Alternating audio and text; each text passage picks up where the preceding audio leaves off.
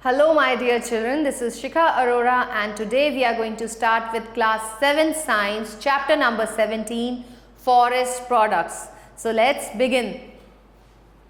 See the warm up children. A forest has different type of plants and trees. तो आपको already पता है कि जंगल में क्या क्या होता है, वहाँ पे trees होते हैं, plants होते हैं, animals होते हैं. There are tall trees, shrubs, herbs, climbers and creepers. Look at the following picture and write the name of 2 trees, 2 herbs, 2 shrubs, 2 climbers and 2 creepers. तो आप कोई भी trees के नाम लिख सकते हैं, जैसे mango tree लिख लो, apple tree. ऐसे ही किसी भी 2 herbs के नाम लिख सकते हैं, mint लिख सकते हो, coriander लिख सकते हो, shrub जिसकी थोड़ी सी hard stem हो जाती है, जैसे कि rose हो गया, hibiscus हो गया. Then you have climbers जैसे pea हो गया, grapevine हो गया, creepers like watermelons या फिर bitter gourd. तो ये सारे आप इस तरीके से fill कर सकते हैं. Structure of a forest. Children, forest क्या होती है? एक बहुत बड़ा land होता है, piece of land which has extensive growth of plants, जहाँ पे बहुत सारे trees present हो, प्लांट्स हो, अलग अलग तरह के मेडिसिनल हो, कमर्शियल यूज के प्लांट्स हो, ऐसी चीज को हम बोलते हैं फॉरेस्ट. ऐसे एरिया को हम बोलते हैं फॉरेस्ट. तो फॉरेस्ट में सिर्फ क्या प्लांट्स ही प्रेजेंट होते हैं? नहीं, वहाँ पे डिफरेंट टाइप के एनिमल्स भी प्रेजेंट होते हैं, डिफरेंट टाइप की बर्ड्स भी प्रेजेंट होती हैं, इवन माइक्रो ऑर्गेनिजम्स भी प्रेजेंट होते हैं. तो फॉरेस्ट कवर एक ऐसी जगह है जहाँ पे हमें पूरा इकोसिस्टम देखने को मिलता है. वहाँ पर हमें एनिमल्स भी देखने को मिलते हैं, प्लांट्स भी हैं, माइक्रो ऑर्गेनिजम्स भी हैं, non living material like rocks भी हैं, सनलाइट है, वाटर है. तो ये सब चीज़ें हमें फॉरेस्ट में देखने को मिलती हैं. तो forest is the rich source of flora and fauna. Now flora means plants and fauna means animal life. It contains a wide variety of organisms. Thus, forest represents a well-organized community of flora and fauna on the earth. तो यहाँ पर बहुत सारे type के आपको plants मिल जाएंगे, different type के animals मिल जाएंगे, ऐसे एनिमल्स जो आपने कभी देखे भी ना हो, जैसे कि हमें मिलते हैं अमेज़न के जंगलों में. हमने उनके बारे में अभी तक सुना भी नहीं है. ऐसे एनिमल्स और ऐसे प्लांट्स वहाँ पे आपको देखने को मिल जाते हैं.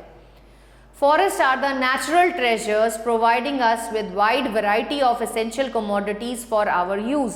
तो ये फॉरेस्ट जो होती हैं ये हमें ऐसी चीज़ें प्रोवाइड कर देती हैं जो कि हमारे लिए बहुत ज़रूरी होती हैं, जैसे कि मेडिसिनल प्लांट्स. कुछ प्लांट्स ऐसे होते हैं जिनसे हमें मेडिसिन्स बनती हैं और वो मेडिसिन्स बहुत भयंकर टाइप की बीमारियों को भी ठीक करने में सक्षम होती हैं. उसके बाद फॉरेस्ट से हमें मिलती है वैल्यूबल वुड से आप कितनी चीज़ें बना सकते हो. फर्नीचर है, चंदन की लकड़ी जो है वो तो बहुत ही प्रेशियस होती है. Forest are the natural habitat of wild variety of animals protecting them against the weather and sun. तो यहाँ पे बहुत सारी वैरायटी ऑफ एनिमल्स भी हमें देखने को मिलती है. They play a vital role in maintaining the oxygen supply in the air we breathe, in regulating the climate, controlling floods and preventing soil erosion, silting and landslides. तो ये भी कुछ functions हैं हमारी forest के. A forest consists of different layer of vegetation, trees and plants. यहाँ पे बहुत टाइप के present होते हैं, लेकिन इसकी जो 3 main layers होती हैं forest की वो होती है canopy, understory and forest floor. तो what is canopy? The amount of sunlight available in each layer. जितनी सनलाइट हर लेयर में आती है, मतलब कि कैनपी पे कितनी आती है, अंडर स्टोरी में कितनी आती है और फॉरेस्ट फ्लोर पे कितनी सनलाइट अवेलेबल होती है, इसी के ऊपर डिपेंड करता है यहाँ पे किस टाइप के प्लांट्स ग्रो करेंगे और यहाँ पे कौन सी स्पीशीज ऑफ एनिमल्स जो हैं वो यहाँ पे सर्वाइव करेंगी. First layer is the canopy, the forest top most layer. अगर आप ऊपर से देखें तो जो सबसे पहली लेयर ऊपर दिखाई देती है, जो कि जहाँ पे बहुत सारा घने पेड़ होते हैं, पेड़ों की लीव्स होती हैं, घना एरिया जो होता है, that is called as the canopy layer. The forest topmost layer consisting of branches and leaves of tall tree forming a kind of roof. तो ये बिल्कुल एक रूफ बना लेती है, एक अम्ब्रेला बना लेती है, एक छतरी की तरह काम करती हैं. Over a small trees and other plants in the forest. The uppermost branches and leaves of tall trees which act like roof or umbrella over the small trees in the forest are called canopy.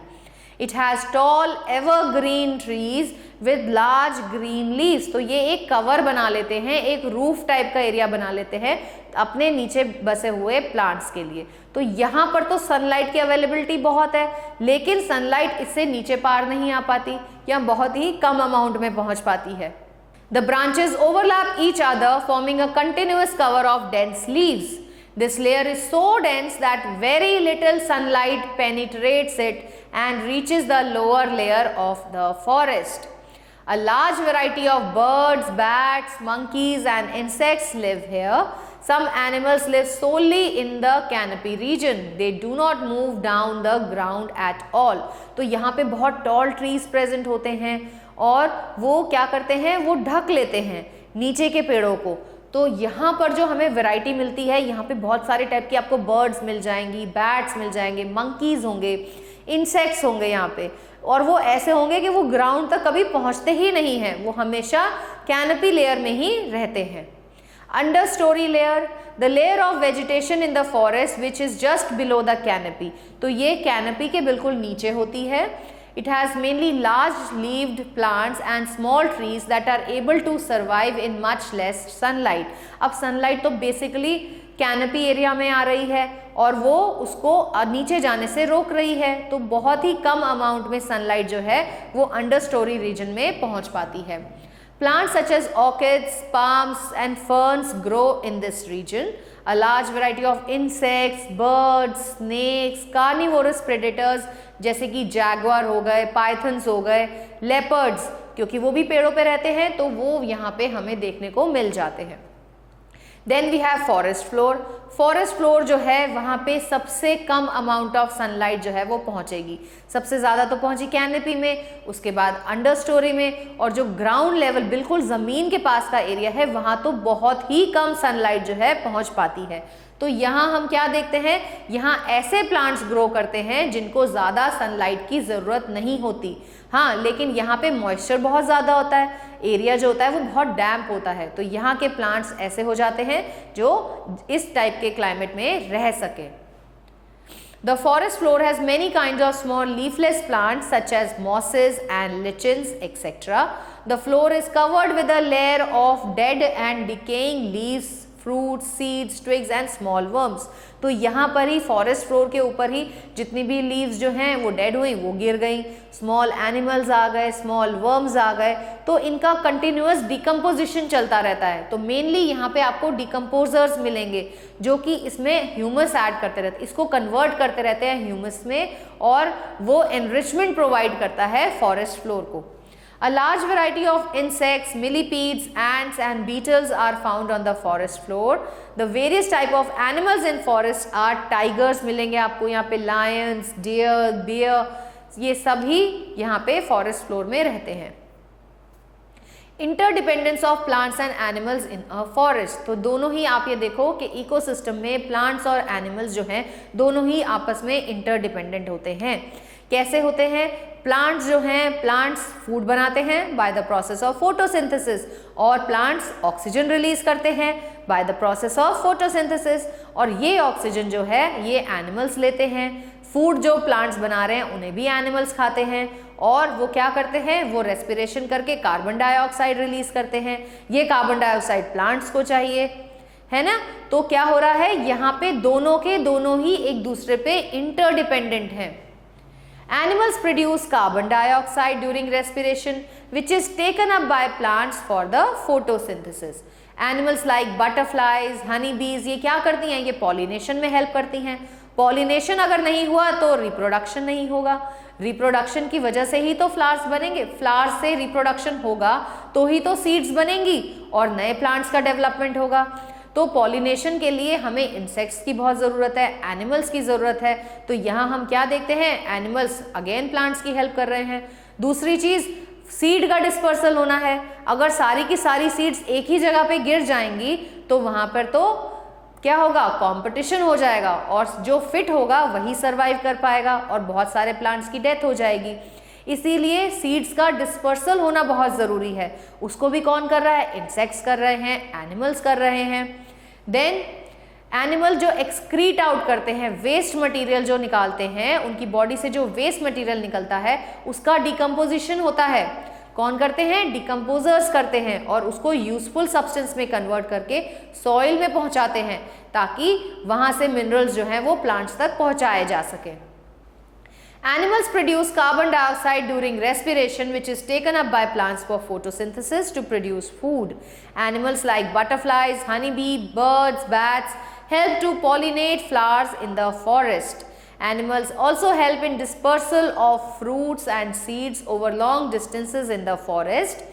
Animal excreta and their dead bodies are converted into humus in the soil by the action of decomposers.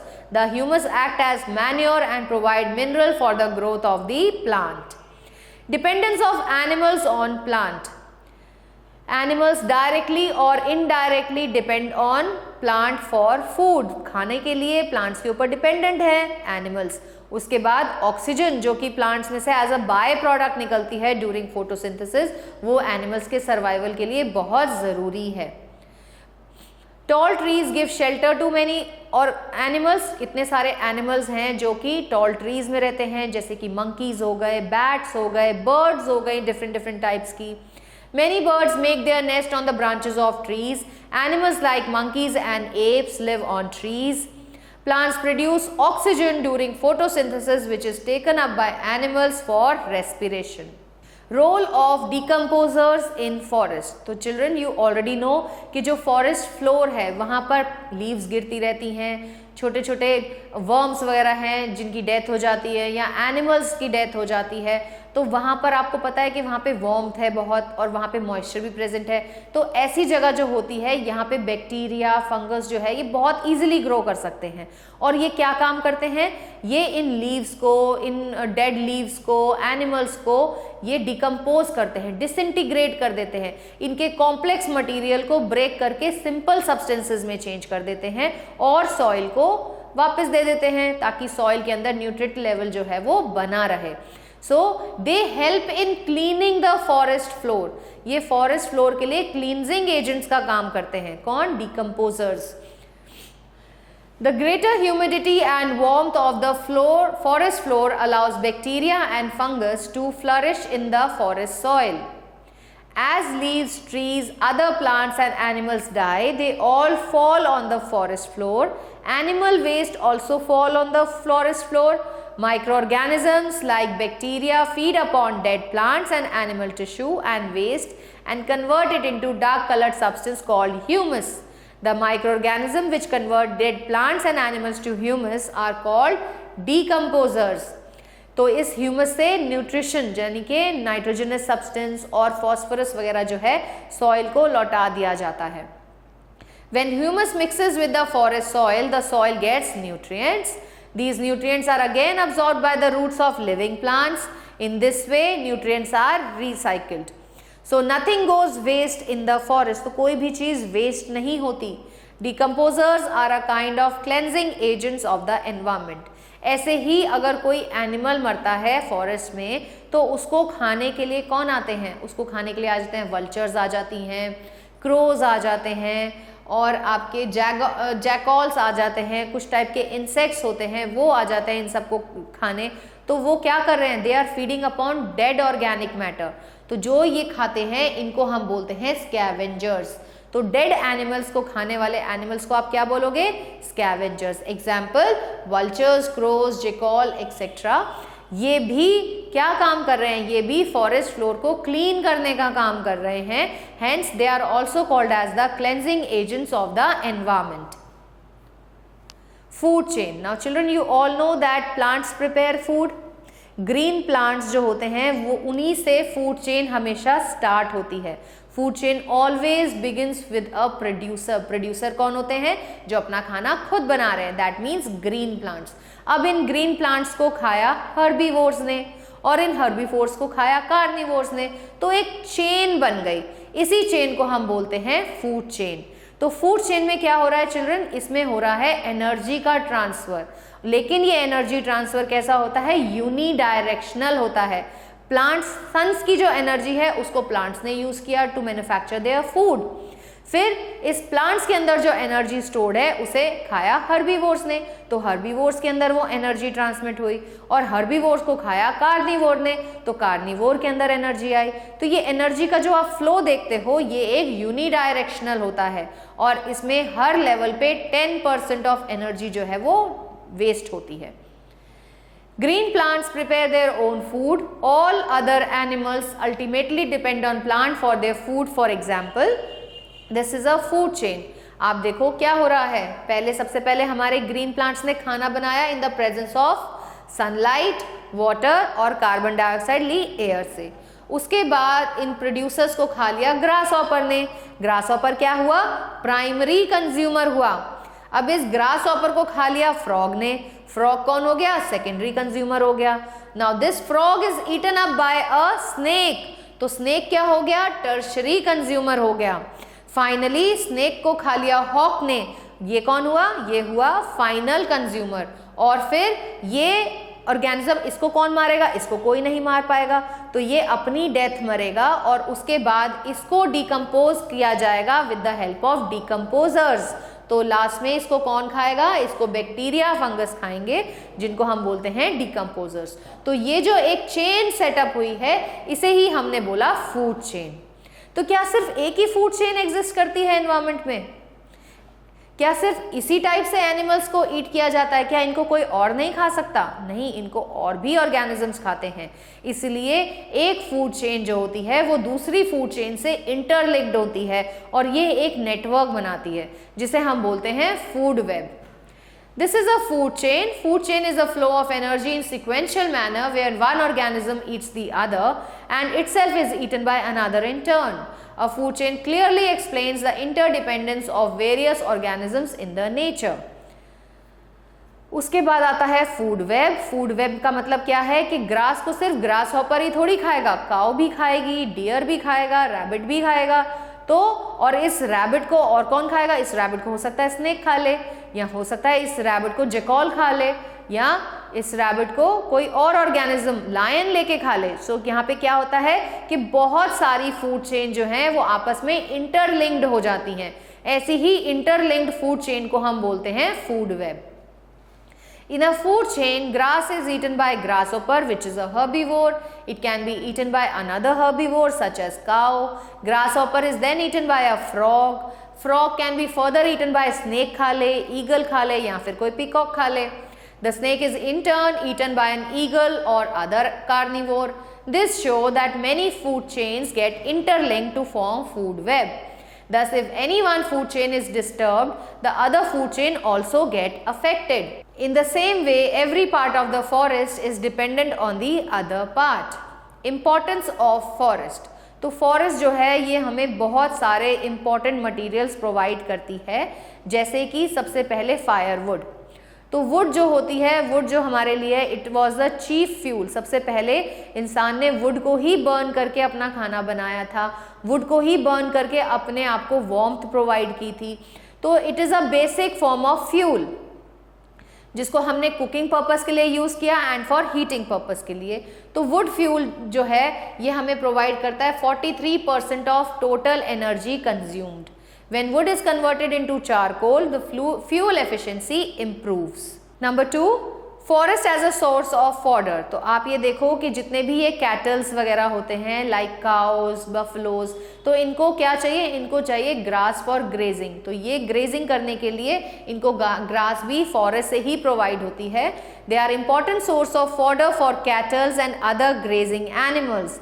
There are many variety of grasses, trees, shrubs होते हैं जो कि बहुत nutritious होते हैं for these livestocks. Forest as a source of medicinal plants. As we have already discussed, forest में ऐसे बहुत सारे plants होते हैं जिनकी बहुत ज़्यादा medicinal importance होती है, जैसे तुलसी, नीम, अश्वगंधा, भृंगराज। तो ये सारी जो herbs होती हैं they are very essential for and have medicinal properties.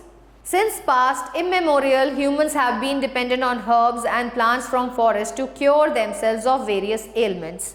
The list of medicinal plants used in traditional practice is long.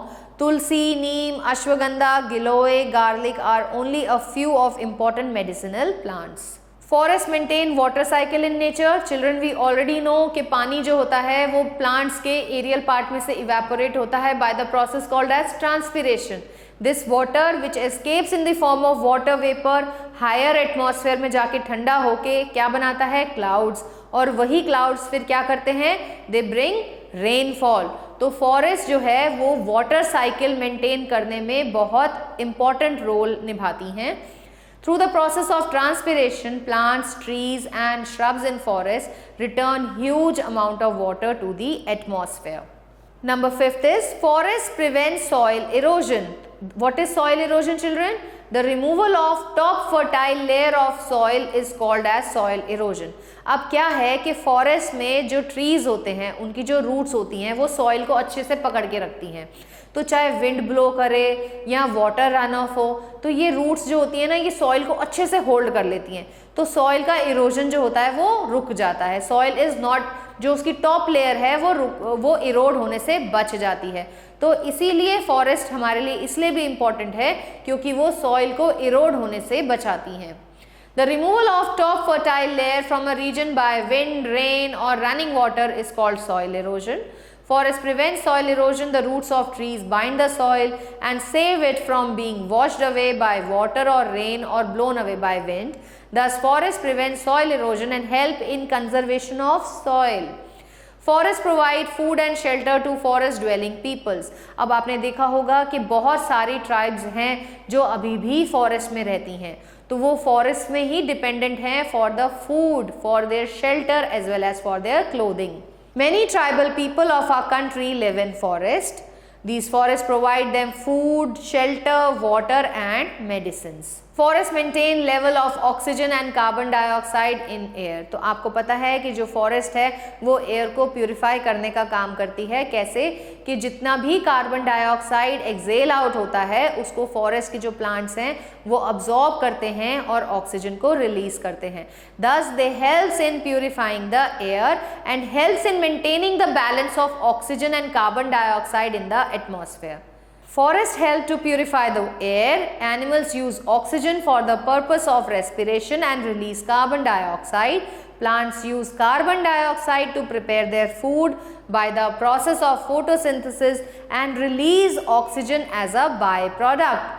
It is for this reason forests are called green lungs. इसीलिए इन्हें green lungs कहा जाता है क्योंकि जितनी भी carbon dioxide हम Excel out करते हैं उस सारी कार्बन डाइऑक्साइड को ये यूटिलाइज करती हैं और हमें ऑक्सीजन को प्रोवाइड करती हैं. इसीलिए इनका नाम हमने रखा है green lungs. Forest are helpful in controlling global warming. अब क्योंकि ये कार्बन डाइऑक्साइड को अब्जॉर्ब करती हैं which is the main greenhouse gas जिसकी वजह से ग्लोबल वार्मिंग होती है, तो ये क्या करती हैं? ये कार्बन डाइऑक्साइड को इजीली अब्जॉर्ब कर लेती हैं for the purpose of making food और ये ग्लोबल वार्मिंग होने से बचाती हैं. At present, global warming is the major environmental issue. Average increase in the temperature of Earth's surface due to increase in the concentration of carbon dioxide, methane, etc. is called global warming. Plants use carbon dioxide from the air. ये carbon dioxide ले लेते हैं और photosynthesis करते हैं, तो इसकी वजह से कार्बन डाइऑक्साइड का जो लेवल है वो एटमॉस्फेयर में कंट्रोल्ड रहता है और ये ग्लोबल वार्मिंग होने से भी बचा सकती हैं. Prepare a list of things used in our day-to-day life that we get from forest. तो यहाँ पे आपको ऐसी चीज़ों के नाम लिखने हैं जो आपको फॉरेस्ट से मिलती हैं और यहाँ आपको लिखना है कि उनका आप क्या क्या यूज़ करते हो और फिर आप अपनी टीचर्स को दिखाएंगे ये कि आपके फॉरेस्ट में क्या क्या प्रोडक्ट्स हैं और उनसे हम क्या क्या यूज़ ले सकते हैं. Deforestation and its causes. Children, clearing of forest by cutting trees for our needs of wood and land is called deforestation. तो इन ह्यूमंस ने अपने फ़ायदे के लिए, अपने पर्सनल फ़ायदे के लिए फॉरेस्ट कवर को रिमूव करना शुरू कर दिया है just to get land for the accommodation, just to get the forest important forest products. इसीलिए वो लैंड को क्लियर करते जा रहे हैं, फॉरेस्ट को क्लियर करते जा रहे हैं और इसे ही डिफॉरेस्टेशन कहते हैं. तो डिफॉरेस्टेशन के क्या क्या कॉजेज हैं? सबसे इंपॉर्टेंट कॉज है इंक्रीज इन पॉपुलेशन. जैसे जैसे पॉपुलेशन इंक्रीज होती जा रही है वैसे वैसे लैंड की डिमांड बढ़ती जाएगी क्यों बढ़ती जाएगी? रहने की जगह चाहिए भाई, कहाँ रहेंगे? स्कूल्स चाहिए, हॉस्पिटल्स चाहिए, तो इन सब के लिए लैंड चाहिए। तो लैंड के लिए आपको फॉरेस्ट को रिमूव करना पड़ेगा, फॉरेस्ट कवर को हटाना पड़ेगा। तो इसकी वजह से क्या होता है? डिफॉरेस्टेशन होता है। वुड फॉर इंडस्ट्रीज, हमें इंडस्ट्रीज के लिए वुड चाहिए, फर्नीचर इंडस्ट्री के लिए वुड चाहिए, पेपर इंडस्ट्री के लिए वुड चाहिए, इवन अगर आपको मैच स्टिक्स बनानी है तो भी आपको वुड चाहिए। तो इस वुड के लिए आप क्या करते हो? आप ट्रीज को कट डाउन कर देते हो। तो ये भी एक बड़ा फैक्टर है जो कि डिफॉरेस्टेशन को कॉज करता है। With the increase of population and better standard of living, the demand for wood in the industries have increased many times for making various wood products, leading to depletion of forest. Then construction of dams, अगर आपको dams बनानी है तो भी forest area को remove करना पड़ेगा। Then forest fire, once the forest fire starts, it does not stop easily and many trees are burnt in that fire. Effects of deforestation, भाई अगर आपने फॉरेस्ट का कवर ही हटा दिया तो सॉइल को होल्ड कौन करेगा? सॉइल को होल्ड करने के लिए तो रूट्स बचे ही नहीं, तो सॉइल इरोजन जो है वो इजीली हो जाएगा with the help of wind, water और rain. Deforestation cause change in rainfall pattern, जिस एरिया में जितने ट्रीज कम होंगे उतनी रेनफॉल भी कम होगी, क्योंकि ट्रीज से ही तो पानी इवेपोरेट होता था और वो कंडेंस होके क्लाउड्स बनाता था। Burning of wood obtained from deforestation cause increase in the concentration of carbon dioxide in the atmosphere.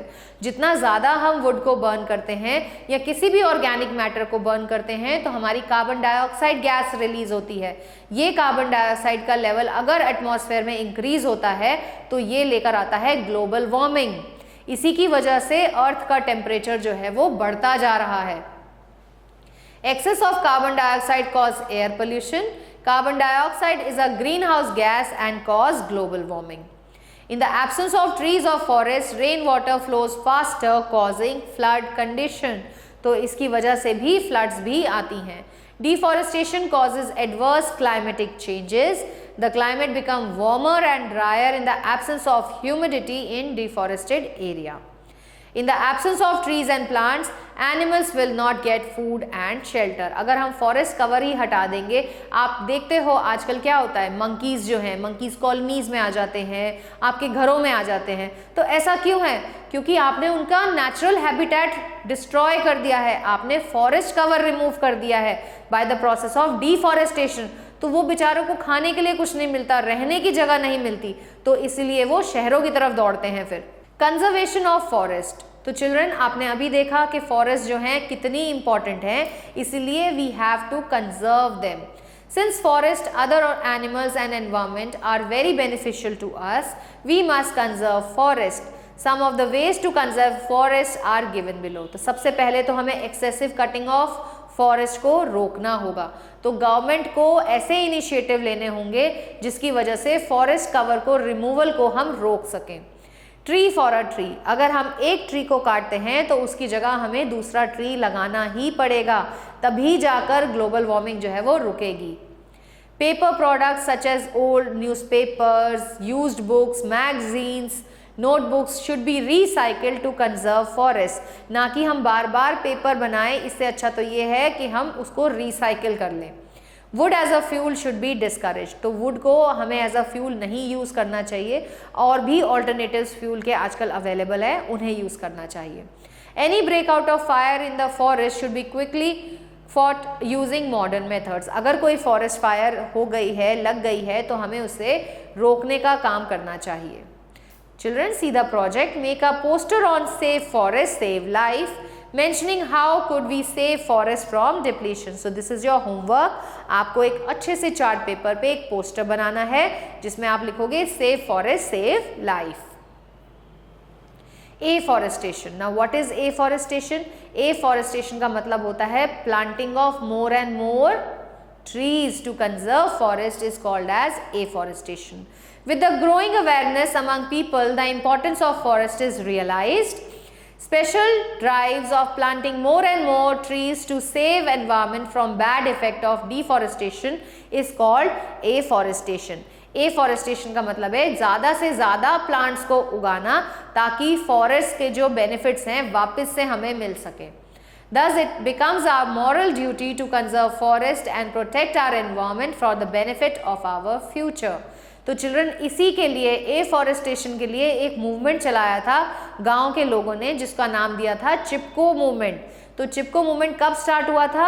ये स्टार्ट हुआ था 1972 में, और इसको किसने शुरू किया था? Tribal people in Tehri district of Uttaranchal.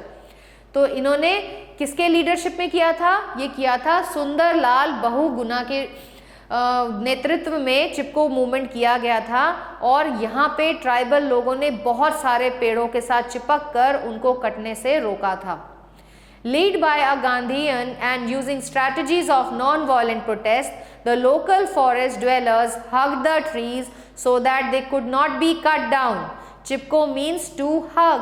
तो यहाँ के लोगों ने ट्रीज को हग करा था और लोगों को उनको काटने से रोका था. इसीलिए इस मूवमेंट का नाम पड़ा था चिपको मूवमेंट. और ये स्टार्ट कब हुआ था? 1972 में by the tribals of Tehri district in Uttaranchal in the leadership of Sundarlal Bahuguna.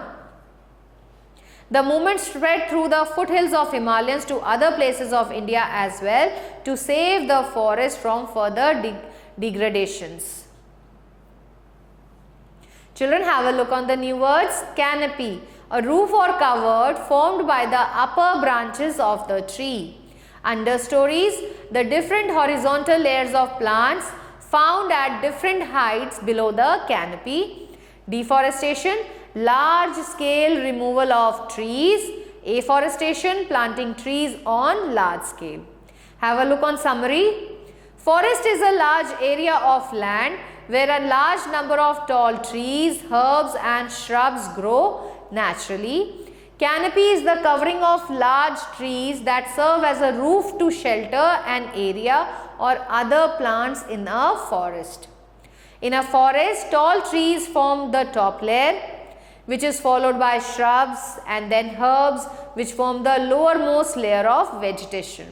Vegetation in the forest provides shelter to various animals, birds and insects. Children, see the exercise. Choose and tick the correct option. The topmost layer of forest is canopy. Which animal is not found in the forest? आपको monkey भी देखने को मिलता है, elephant भी देखने को मिलता है, डियर भी मिलता है. तो answer is dog. Which one are the cleansing agents of the environment? तो cleansing agent कौन है? Scavengers. Microorganisms act upon dead plants and animals to produce humus. Deforestation leads to decrease in rainfall. Write T for true and F for false. The different horizontal layers in the forest are known as understories. No, this is false. Forest helps in causing floods. Again false. Forests are called green lungs. Yes, this is true. The type of animals remain same from forest to forest. नहीं, अलग अलग animals अलग अलग जगह पे देखने को मिलते हैं. Deforestation will endanger our life and environment. Yes, this is 100% true. See the fill in the blanks, children. Decomposers convert dead plants and animals into humus. The various components of the forest are dependent on other. Forests are the dash for the forest dwelling communities. Forests are the lungs for the forest dwelling communities. या forest are the life for forest developing communities. Dash help forest to grow and regenerate. तो क्या help करता है forest को develop करने में? Moisture, water, sunlight. तो आप यहाँ पे कुछ भी लिख सकते हैं. Water help forest to grow and regenerate. Dash forms the uppermost layer of the forest. This is called as canopy. With this, we have come to the end of this chapter. Hope you have understood this chapter nicely, children. Stay tuned for the new video. Till then, goodbye.